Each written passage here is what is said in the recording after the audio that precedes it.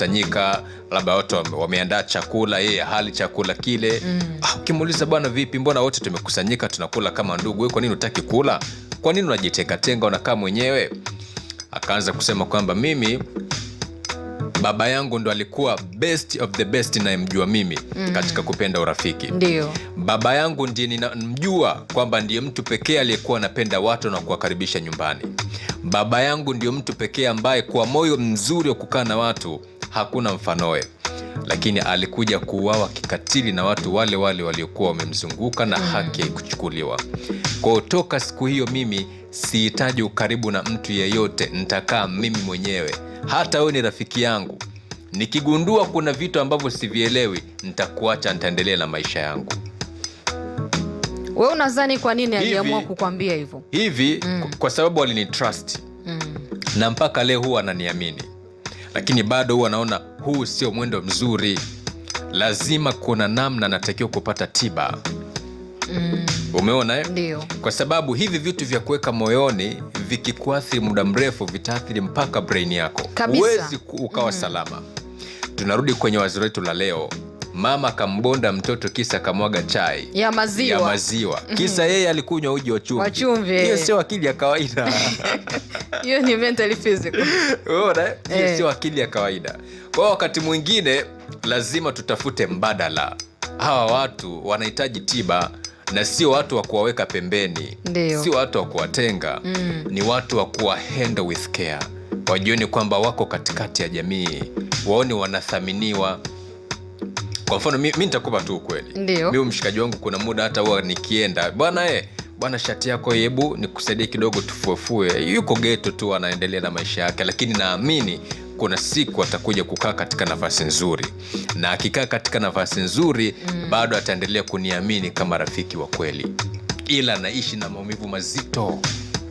Maumivu ambayo anatamani kuyatua, lakini anaona ni kitu ambacho upande wake yeye bado hata akitua vipi au maumivu yatakuwa bado ni maumivu makali sana upande wake. Ubaya wa watu wa namna hii huwa wanajiona wako sawa katika maamuzi yao. Hiyo ndio shida. Kabisa.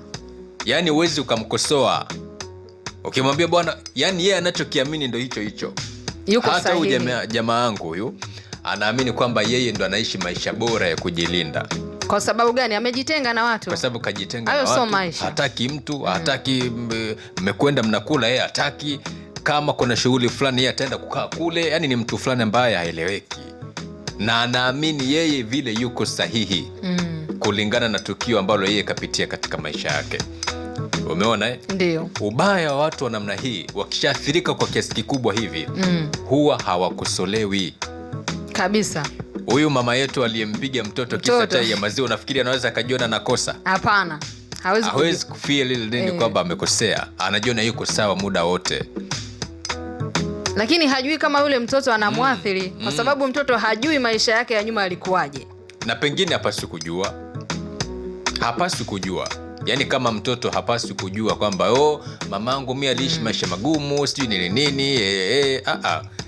Wewe mimi nimeishi maisha magumu. Ndio. Kizazi kinachotoka kwangu kinatakiwa kupata maziwa na asali. Kabisa. Umeona eh?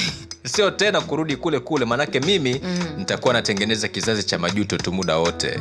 Umeona, mimi nimeishi maisha magumu, mimi nimetembea kwa mguu kutoka Bunju mpaka wapi sijui. Nauli unajua hapo unamwambia mtoto mdogo miaka 6 mpaka miaka 7. Hiyo si sawa. Mimi kama nimepitia shida, kizazi changu kienjoy, kifurahie maisha. Nitumie labda ugumu wa maisha niliyopitia kama nafasi ya kuwafunza vitu hivi viwili: nidhamu na upendo. Kabisa. Umeona? Umeongea sahihi. Nitumie mimi maumivu yangu kuwafundisha vitu viwili: nidhamu katika maisha, upendo wa kuwapenda watu wote, na kwamba mtaji ni watu. Hivi unaelewa? Nakuelewa. Lakini sio tu ujui kama wewe unakula nauli, mimi nilitembea kwa mguu. Sasa mimi nataka nikuulize swali.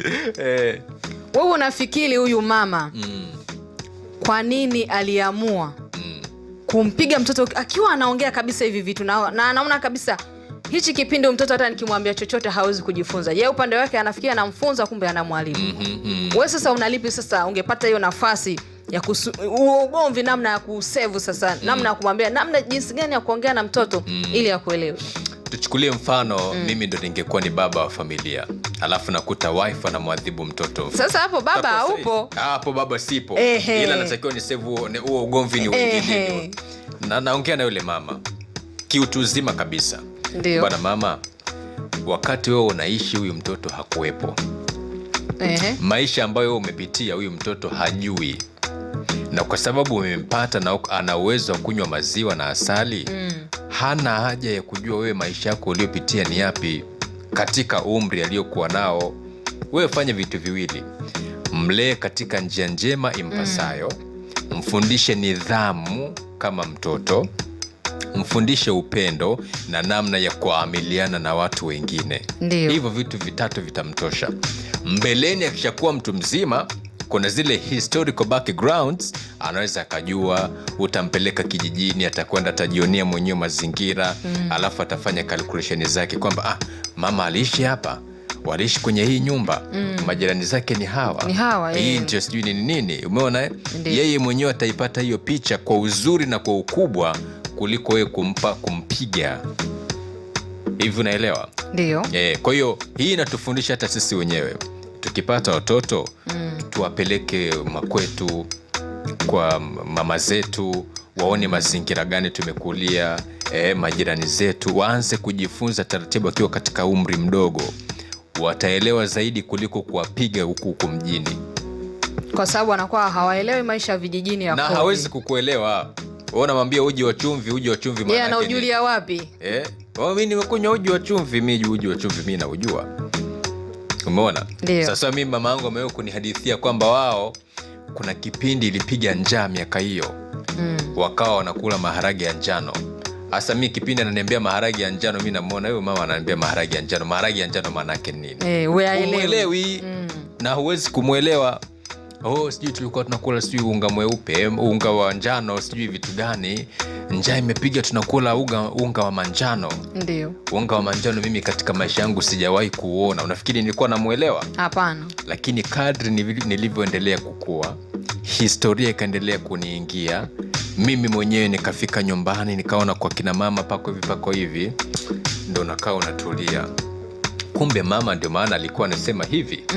Kumbe ndo maana hiki kilikuwa vile. Ndio. Kumbe ile picha nilinayonaga ndo maana yake hivi. Kwa unajifunza zaidi wewe mwenyewe kwa kutumia mazingira walioishi waliokutangulia. Na hilo ndio elimu kubwa sana katika maisha. Sio kumpiga mtoto. Mimi nilikula unga wa njano, unamtia makofi. Hakuelewi. Umeona? Yeye hakuelewi.